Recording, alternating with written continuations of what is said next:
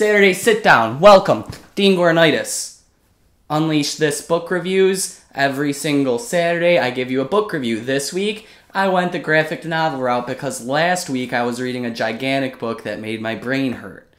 Now I look at pictures. Art Spiegelman's Mouse, which was published I think in 86 or maybe 92.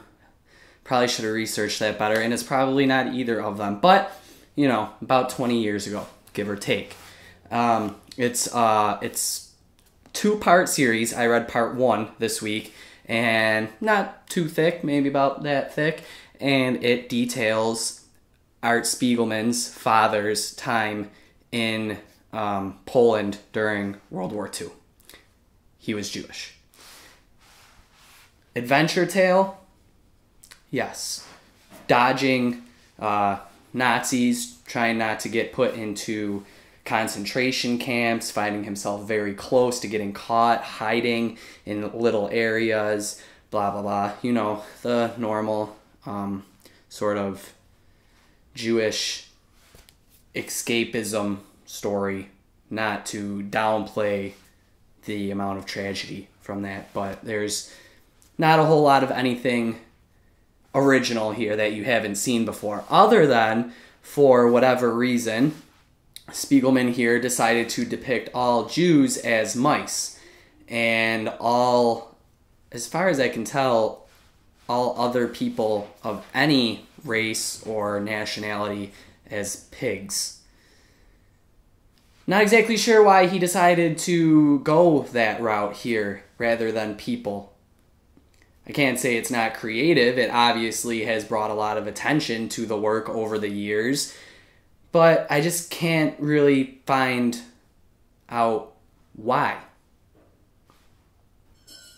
Other than that, the story also kind of shows intermittently Spiegelman discussing these war times with his father. Every chapter sort of begins and ends with Spiegelman's discussion with his father in his father's home, or walking with his father to the bank, for example. So it's not completely just the war story, but it's also a story of family connectedness, because you soon learn that Art and his father were never really that close. You learn all sorts of family history about why Art's mother is no longer around, for example, about the relationship that Art's father is having with his new wife, and so on and so forth. And at first I kind of thought, why is this here? Why, this is just sort of distracting from the real story, the meat of the story, the part that we should be focusing on, the real meat and potatoes, as you can say. But as I kind of let this stuff roll over in my head over the past few nights, I started to really think that it was this family relationship tangent that kind of separates this story from all the other concentration camp, you know, Nazi Germany stories. And not to say that those stories don't have their place and their appeal, but there are quite a few of them, and this story definitely puts a new twist on that. Definitely.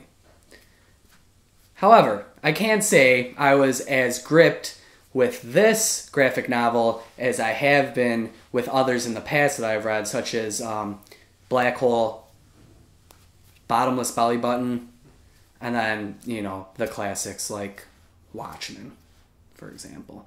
But I'm also not a huge graphic novel fan.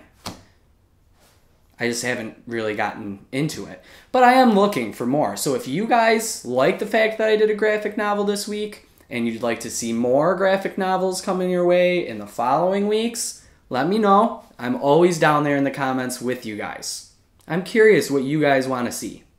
Next week, I've been asked by SkippingBoy123 about a book called Siddhartha. I believe that's how it's pronounced. And please tell me if it's pronounced differently. It's a Buddhist story that apparently, I think he said either him or his brother had to read for school. I had never heard of it, but as soon as I looked it up, I was very captivated, and I picked it up this week, and that's what I'm reading next week. I'll leave some links below from Amazon. You guys can check it out. See what you think. Maybe you want to read along. Maybe you want to wait until I tell you what it's like next week. We'll see. That's all I got for you this week. Well, this Saturday. Next week, I'll probably give you another question of the week. Maybe tell you how things are going with Siddhartha. Probably butchering that pronunciation. Anyways, I hope you guys take care of yourself. I hope your weekend's awesome. Let's go Bills 4-0. Yeah. See ya.